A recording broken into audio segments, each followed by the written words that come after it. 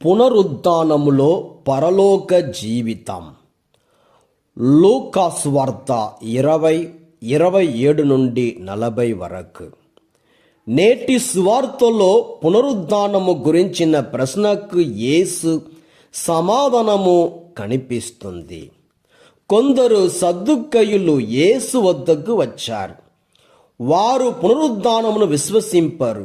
అయినా యేసును ఇరకాటములో పెట్టాలని ఒక చిక్కు సమస్యను యేసు ముందు ఉంచారు. ఒక స్త్రీ 7 వివాహం ఆడిందని, మరి పునరుద్ధాన జీవితంలో ఆమె ఎవరి భార్యగా ఉంటుందని వారి ప్రశ్న. అసలు మీరు పునరుద్ధానమును నమ్మరు కదా, మీకెందుకు ఈ విషయం అని యేసు వెంటనే కొట్టి పారవేయవచ్చు. కానీ తనకు అవకాశం ఉన్నా యేసు ఎప్పుడు అలా చేయడు. ఎందుకంటే ఆ సందర్భాన్ని తీసుకొని యేసు ఒక పరలోక సత్యాన్ని బోధించాడు. ఇలా చాలాసార్లు జరిగింది.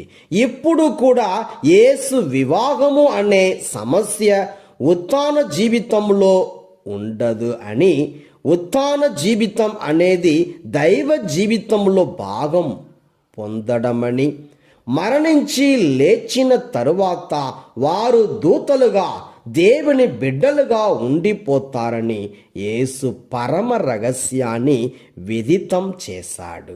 ఇక్కడ యేసు 2 స్థితుల గురించి స్పష్టంగా సెలవిస్తున్నాడు.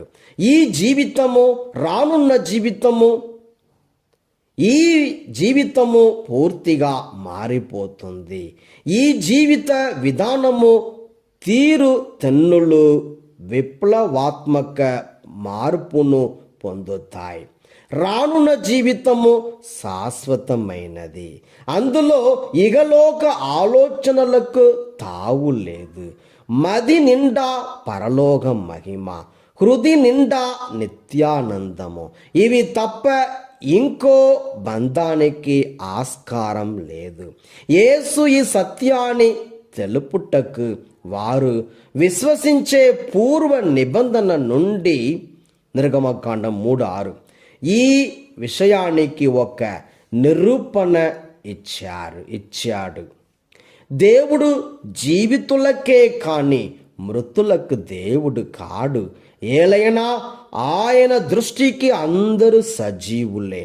మనం కూడా ఈ పునరుత్థాన జీవితం కోసం పరితపిద్దాం.